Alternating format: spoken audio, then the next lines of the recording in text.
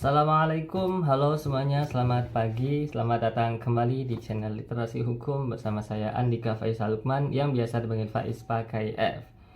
Halo teman-teman semua, gimana kabar kalian hari ini? Semoga selalu sehat ya, selalu bahagia dan penuh semangat. Oh ya nih, mau cerita sedikit, ini adalah hari ke-7 saya belajar ngomong di depan kamera. Rasanya masih sedikit gugup, masih bingung mau ngomong apa, dan masih tidak karuan bahasanya. Tapi jujur, seru. Dan saya senang karena bisa berbagi ilmu bersama kalian semua, walaupun sedikit. Baik, sebelum masuk ke bab 3, mengingat kembali ke poin bab 2, itu terkait tentang sejarah hukum ya teman-teman. Henry Page itu mengatakan bahwa semakin kita mempelajari lebih jauh ilmu hukum, kita itu akan semakin yakin bahwa sejarah hukum itu muncul lebih dulu daripada logika. Dan ajaran hukum itu mampu menjelaskan mengapa dan bagaimana lembaga-lembaga hukum itu muncul hingga saat ini, berkembang hingga saat ini.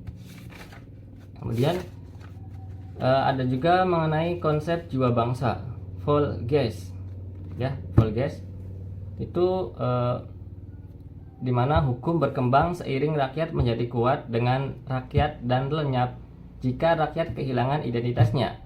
Hukum merupakan ekspresi jiwa bersama bangsa, sama seperti bahasa dan adat berasal dari adat istiadat, bukan pembuat undang-undang. Richard Lee dan Sahlin itu menjelaskan ada 6 tahapan masyarakat, di mana yang pertama adalah masyarakat pemburu dan pengumpul, kemudian masyarakat pastoral, masyarakat hortikultur, masyarakat pertanian, masyarakat industri, dan masyarakat pasca industri. Kemudian jika berbicara mengenai rezim hak kepemilikan itu ada 4 jenis: open access, hak tak bertuan, private property, kepemilikan pribadi, state property, kepemilikan negara, dan satunya itu common property, kepemilikan bersama. Ya, untuk konteks Indonesia, Sukanto dan Supomo memukakan juga bahwa ilmu hukum Indonesia itu pada masa awal memiliki tugas kebudayaan membangun semangat ya kedaulatan bangsa sebagai perpaduan semangat sejarah dan jiwa bangsa untuk membangun sistem hukum Nusantara. Meskipun awalnya berkeyakinan bahwa dapat mengangkat hukum rakyat menjadi hukum nasional, prosesnya ternyata tidak sederhana. Terakhir, suatu bidang disebut ilmu jika memenuhi syarat, itu memiliki objek kajian, metode bersifat sistematis serta universal dan berlaku umum, dengan karakteristik empiris dan rasional. Nah, hari ini kita akan mempelajari bab 3 nih. Kali ini kita fokus pada poin pertama, yaitu ilmu hukum sebagai ilmu pengetahuan. Saya jamin materi kali ini bakal bikin kamu mikir, karena tahu nggak, ada pertanyaan itu ya seperti ini: apakah ilmu hukum itu benar-benar termasuk ilmu pengetahuan atau malah dianggap sebagai pertanyaan kontradiktif? Nah, tapi uniknya banyak juga loh para sarjana itu yang mengangkat topik ini, dan mereka itu mempunyai pandangan yang berbeda-beda. Nah, menarik kan? Kita akan bahas mulai dari syarat sebuah bidang untuk disebut ilmu, asal-usul ilmu, asal-usul istilah ilmu, kemudian maksudnya asal-usul sebuah ilmu dari berbagai bahasa gitu, sampai dengan mengapa definisi ilmu hukum itu bisa berbeda-beda. Banyak hal menarik yang bakal kita temukan nih. Oke deh, tanpa berlama-lama, mari kita simak bersama materi lengkapnya bersama saya Andika Faisal Lukman yang biasa dipanggil Faiz pakai F. Selamat menonton. Bab 3. Konsep dasar ilmu hukum.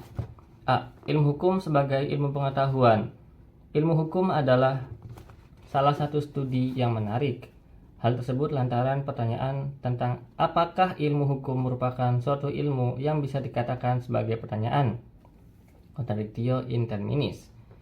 Meskipun demikian, pertanyaan tersebut tetap diajukan oleh banyak pihak, dan menariknya, jawaban terkait hal itu bervariasi. Jawaban yang bervariasi ini terjadi karena hukum dalam lingkup ilmu pengetahuan masih menjadi perdebatan di kalangan para sarjana hukum. Bahkan membawa para sarjana hukum dalam membagi ilmu hukum sebagai bagian dari ilmu hukum sosial, bagian dari ilmu sosial sebagai suatu ilmu. Oleh karena itu, wajar jika perdebatan dan pembenahan terus-menerus terjadi terhadap pengertian ilmu hukum. Nah, seperti yang tadi saya katakan itu,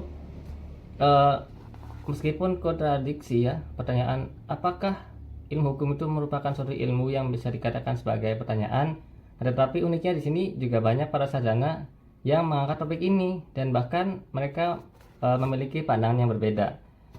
Kemudian Arif Siddhartha menyampaikan bahwa pada dasarnya untuk dikatakan suatu ilmu maka harus memiliki dua makna.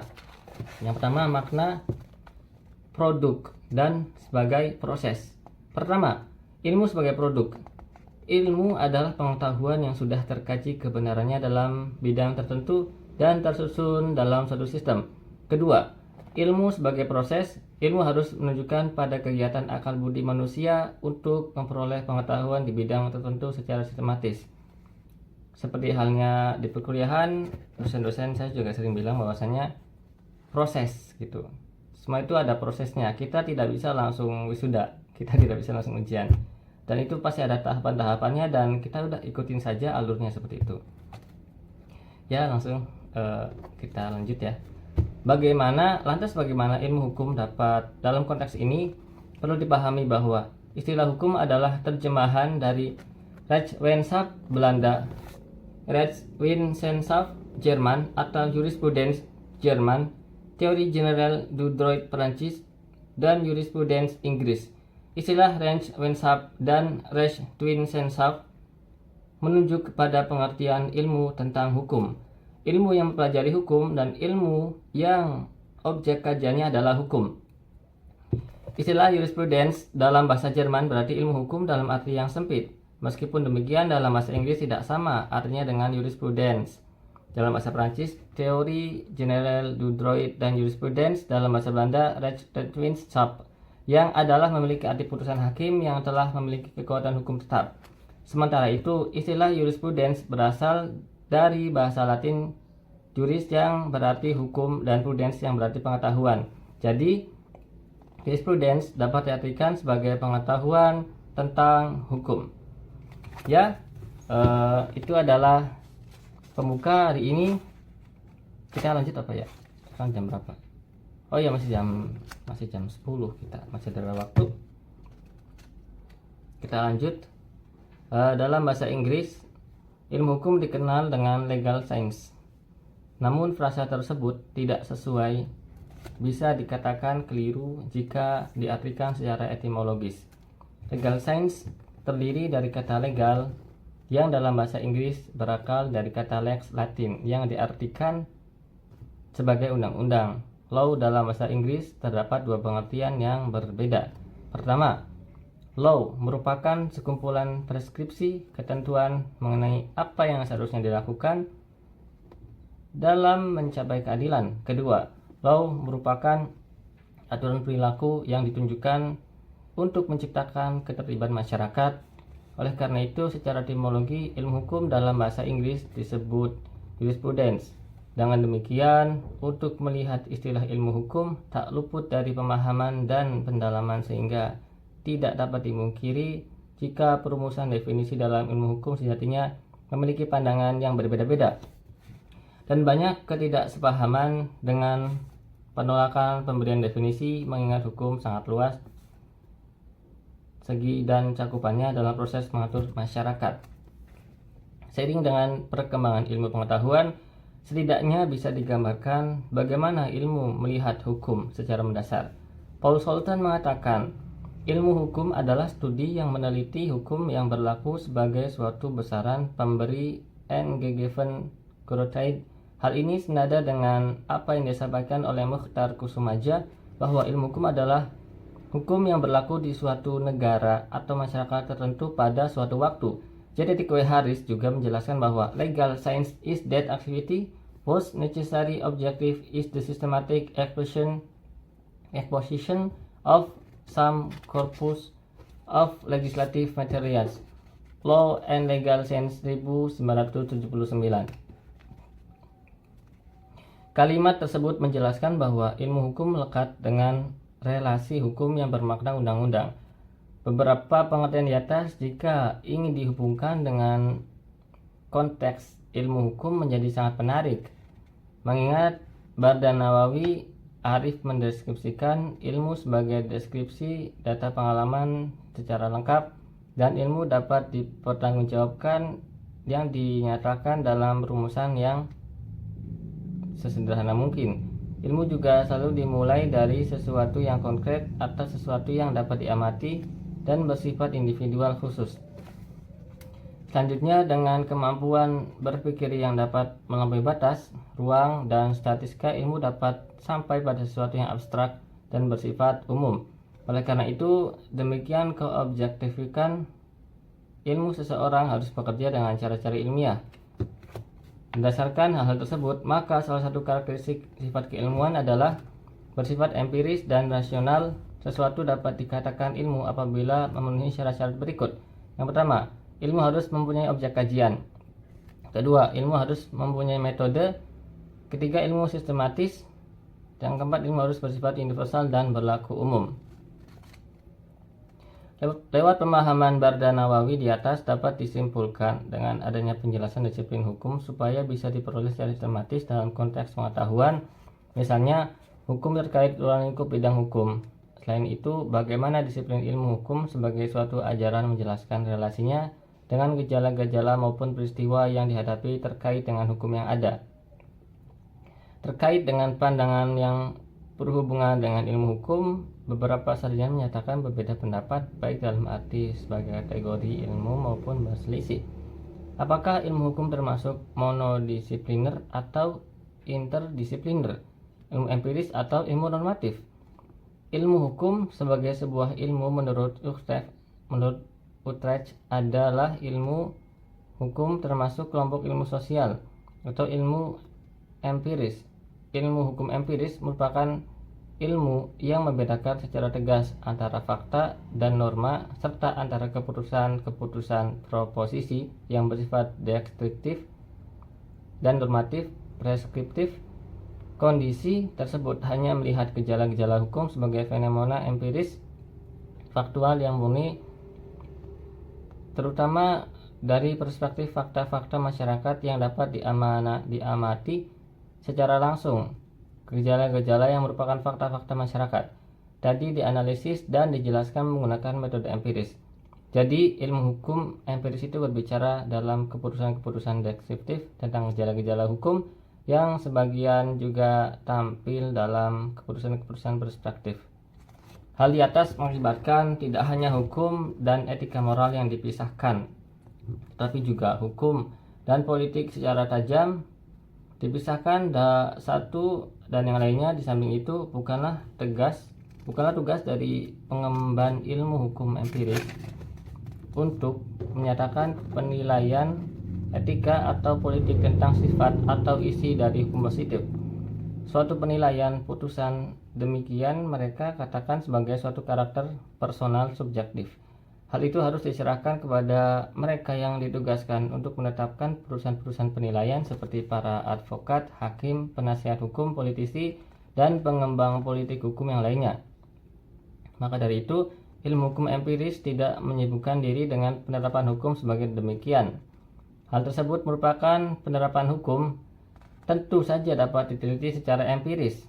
Tetapi tentang hal ini, ilmu tidak boleh mengambil suatu sikap pendirian kritikal. Ilmu dan praktik lagi-lagi dipisah secara strikt, ketat. Berbeda dengan penjabaran di atas, A. Hamid At-Tamimi berpendapat bahwa ilmu hukum tidak pernah menjadi ilmu normatif murni dan tidak pernah pula menjadi ilmu sosial murni karena hukum dapat berasal dari solen sein, peristiwa yang umum terjadi di masyarakat, dan pula berasal dari sein solen, peristiwa khusus atau konkret di kalangan hukum. Selanjutnya, Arif Sidarta menjelaskan ilmu hukum itu termasuk ke dalam ilmu normatif. Sajipto Raharjo menjelaskan bahwa sama halnya dengan cabang ilmu lain, ilmu hukum juga mempunyai objek berupa hukum. Ia menyusun suatu daftar masalah yang bisa dimasukkan ke dalam fokus untuk mempelajari ilmu hukum sebagai berikut. Ada 10. 1. Mempelajari asas-asas hukum yang pokok. 2. Mempelajari sistem formal hukum. 3. Mempelajari konsepsi-konsepsi hukum dan arti fungsionalnya dalam masyarakat. 4.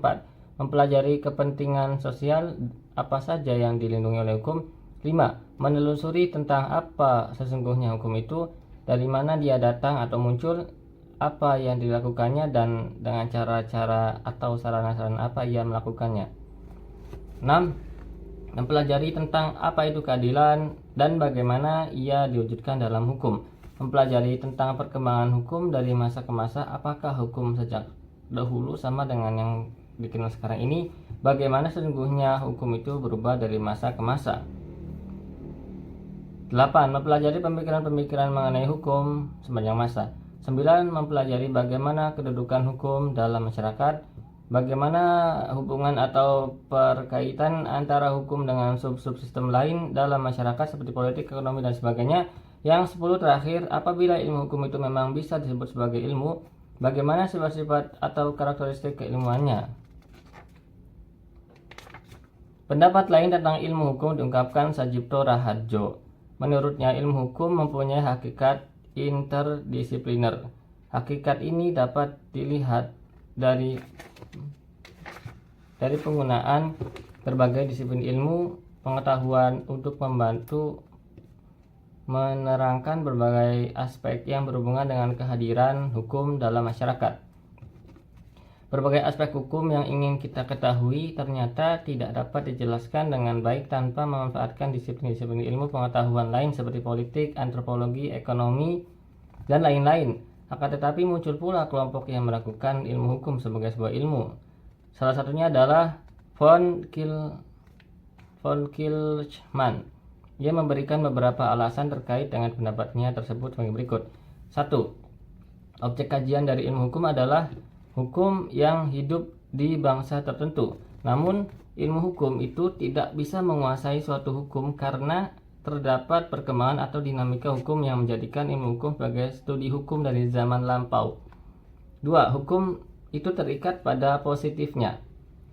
Masing-masing dengan dihadirkannya paksaan atau hukuman, semua orang akan menaati hukum terlepas hukum itu memberi dampak baik atau buruk. Di lapangan ilmu lain pemaksaan itu tidak ada. 3. Karena keterikatannya pada undang-undang positif menyebabkan ilmu hukum tidak mungkin menjadi ilmu. Hal tersebut disebabkan ilmu hukum tidak dapat melakukan penelitian secara bebas karena ia harus taat pada yang berwenang. 4. Objek dari Rechtswissenschaft itu terletak di luar hukum positif dan terdiri dari Naturlichtswet. Ilmu hukum yang tidak membahas Naturlicht bukanlah ilmu hukum. 5. Ilmu mempunyai objek khusus yang absolut, jadi bukan hukum positif.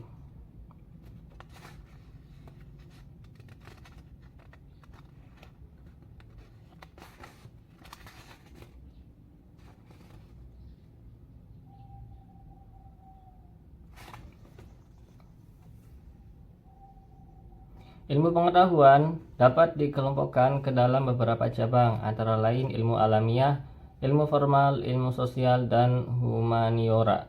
Ilmu hukum tidaklah berbeda dengan ilmu pengetahuan lainnya yang berfungsi untuk membantu manusia menemukan sebuah jawaban. Layaknya ilmu pengetahuan, ilmu hukum juga berbasis pada kenyataan yang terjadi tentang dan pada hukum. Ilmu hukum mempelajari tentang hukum dan ia tidak dapat dikategorikan sebagai ilmu sosial yang bidang kajiannya kebenarannya empiris karena studi-studi sosial mengkaji pelaksanaan konsep hukum dan seringkali hanya memperhatikan keputusan seseorang terhadap aturan. Ilmu hukum kerap pula dikategorikan ke dalam ilmu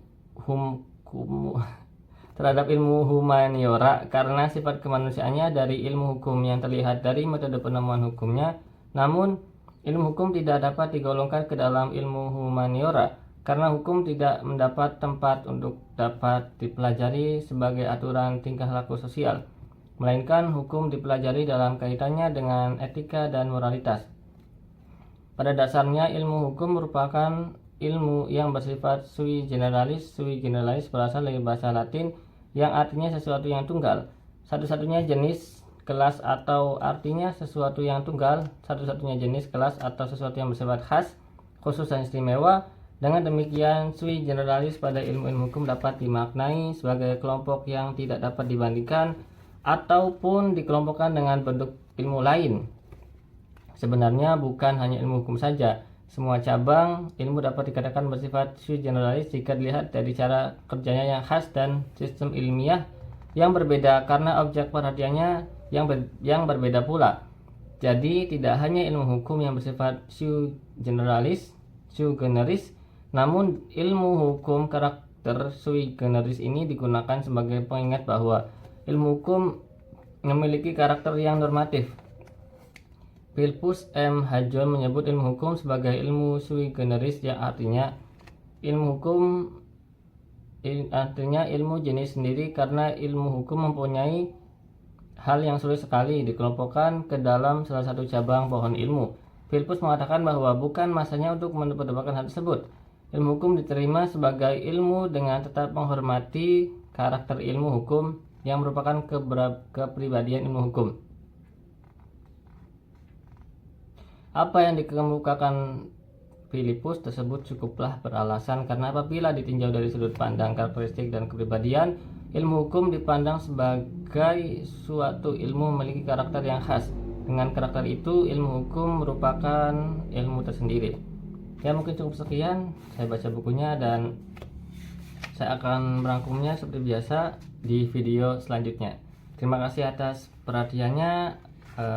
Selamat menjalankan aktivitas hari ini, semoga dimudahkan.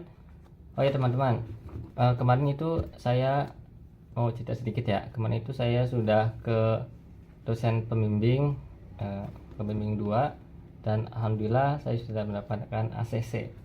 Dan sekarang tinggal menunggu jadwal kompre, habis ujian komprehensif, lalu saya mendaftarkan ujian munakosah. Ya teman-teman, semoga doakan, semoga dimudahkan tahapan-tahapannya dan sampai ke ujung, yaitu wisuda.